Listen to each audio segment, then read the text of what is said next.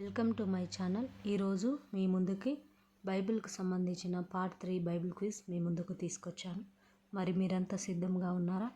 ఈరోజు బైబిల్లో ఉన్న సత్యాల ఆధారంగా ఈ బైబిల్ క్విజ్ చేయడం జరిగింది. మరి మీ యొక్క జ్ఞానాన్ని పరీక్షించుకోండి. మీ స్కోర్ ఎంతో కూడా కామెంట్లో తెలియపరచండి.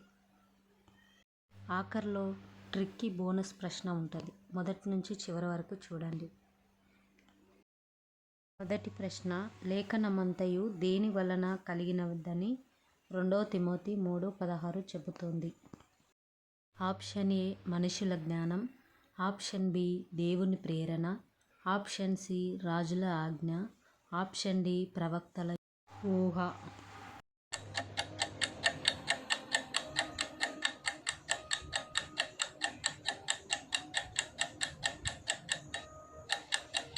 The correct answer option B దేవుని ప్రేరణ. రెండో ప్రశ్న, దేవుని వాక్యాన్ని కీర్తనలు 119, 105 దేనితో పోలుస్తుంది?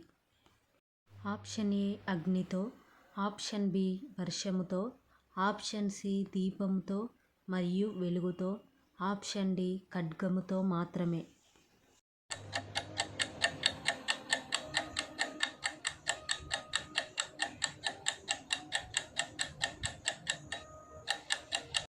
The correct answer option C దీపముతో మరియు వెలుగుతో.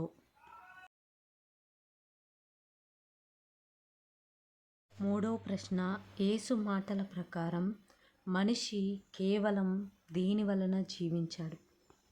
ఆప్షన్ ఏ అన్నం వలన మాత్రమే, ఆప్షన్ బి ధనం వలన, ఆప్షన్ సి జ్ఞానం వలన, ఆప్షన్ డి శక్తి వలన.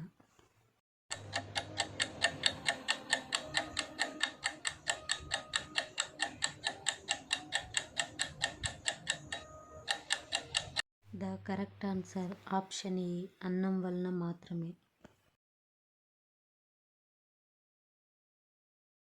నాలుగో ప్రశ్న, దేవుని వాక్యం ఏది కంటే సజీవమైనదిగా, శక్తి గలదిగా హెబ్రీయులకు 4:12 చెబుతుంది? ఆప్షన్ ఏ అగ్ని కంటే, ఆప్షన్ బి రెండంచుల గల ఖడ్గము కంటే, ఆప్షన్ సి బంగారము కంటే, ఆప్షన్ డి పర్వతము కంటే.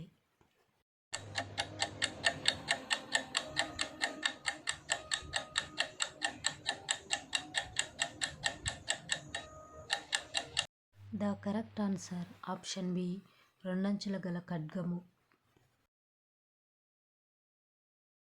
ఐదో ప్రశ్న, యేసు తన శిష్యులతో మీరు పరిశుద్ధులై ఉన్నారు అని చెప్పడానికి ఏ కారణాన్ని పేర్కొన్నారు?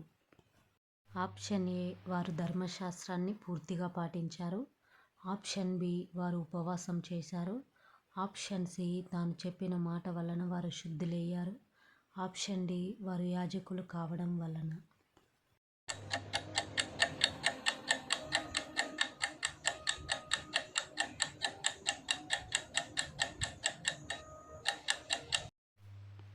The correct answer option C తాను చెప్పిన మాట వలన వారు శుద్ధులయ్యారు.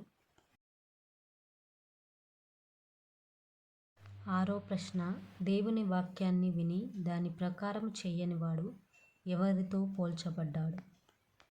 ఆప్షన్ ఏ రాయి మీద ఇల్లు కట్టిన వానితో, ఆప్షన్ బి ఇసుక మీద ఇల్లు కట్టిన వానితో, ఆప్షన్ సి పొలంలో విత్తిన వానితో, ఆప్షన్ డి దీపం వెలిగించిన వానితో.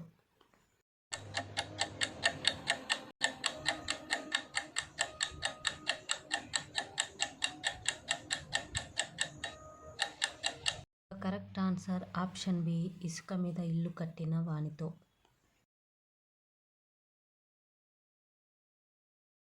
ఏడో ప్రశ్న, యాకోబు 1:22 ప్రకారం మనం వాక్యానికి ఏమి చేయాలి? ఆప్షన్ ఏ వినడం చాలు, ఆప్షన్ బి కంఠస్థం చేయడమే చాలు, ఆప్షన్ సి వాక్యాన్ని చేసేవారిగా ఉండాలి, ఆప్షన్ డి ఇతరులకు మాత్రమే చెప్పాలి.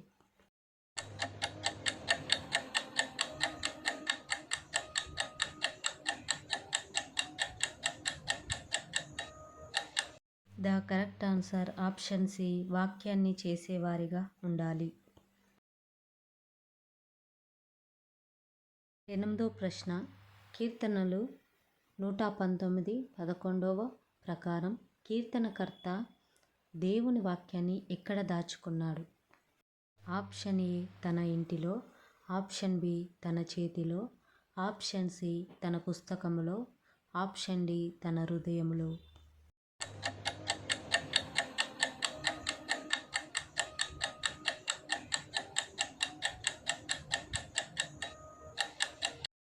The correct answer option D తన హృదయములో. 9వ ప్రశ్న, యేసు ప్రకారం దేవుని వాక్యం ఏమై ఉంది? ఆప్షన్ ఏ ఎప్పటికీ నిలిచి ఉంటుంది, ఆప్షన్ బి కాలముతో మారుతుంది, ఆప్షన్ సి మనుషులపై మాత్రమే ఆధారపడి ఉంటుంది, ఆప్షన్ డి తప్పిపోతుంది.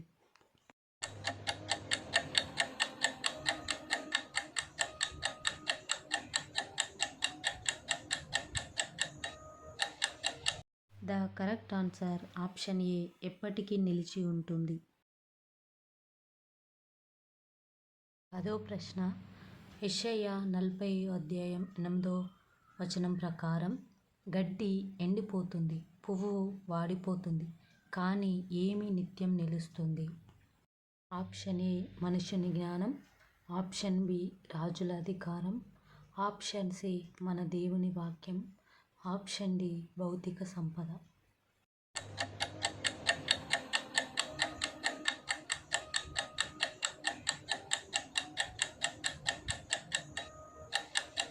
The correct answer option C మన దేవుని వాక్యం. బోనస్ ప్రశ్న కోసం ఎంతమంది ఎదురు చూస్తున్నారు? అయితే మనం నేర్చుకుందాం. నీ వాక్యం నా పాదములకు దీపం, నా త్రోవకు వెలుగు అని చెప్పిన గ్రంథం ఏది? ఆప్షన్ ఏ కీర్తనలు, ఆప్షన్ బి సామెతలు, ఆప్షన్ సి యెషయా, ఆప్షన్ డి యోహాను.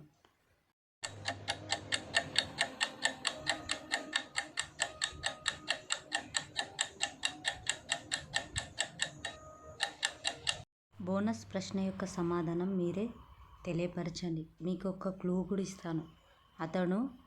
ఆ గ్రంథంలో అతడు రాజుగా పేర్కొనబడిన వ్యక్తి. మీరు ఎన్ని ప్రశ్నలు కరెక్ట్ సమాధానం గెస్ చేశారో తప్పకుండా కామెంట్లో తెలియపరచండి. ఇంకా బైబిల్ గురించి లోతైన సత్యాలను, జ్ఞానాన్ని తెలుసుకోవాలని మీరు ఆశపడితే పార్ట్ 4 అని కూడా కామెంట్ పెట్టండి. ఇంకా మీ ఫ్రెండ్స్ అండ్ ఫ్యామిలీకి వీడియోను షేర్ చేయండి. వీడియోను చూసిన వారు ప్రతి ఒక్కరు ఒక లైక్ చేయండి, సబ్స్క్రైబ్ చేయండి. ఇంకా మరిన్ని బైబిల్ క్విజ్ కోసం మా ఛానల్ సబ్స్క్రైబ్ చేయండి. Thank you.